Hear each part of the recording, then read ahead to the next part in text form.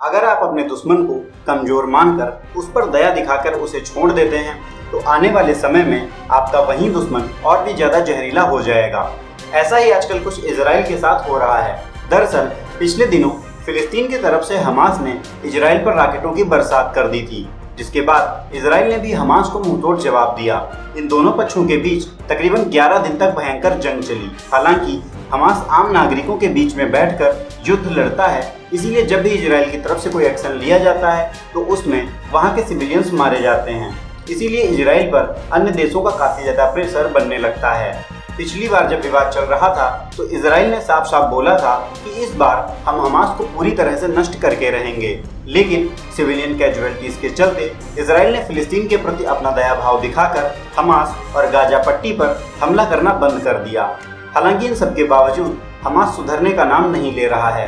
BBC में छपी एक रिपोर्ट के अनुसार हाल ही में हमास के नेता याना सिनवार ने दावा किया है कि इजराइल उन सुरंगों के जाल को तबाह करने में नाकाम रहा है जिसे पिछले महीने में हुई लड़ाई में बर्बाद करना उसका प्रमुख मकसद था।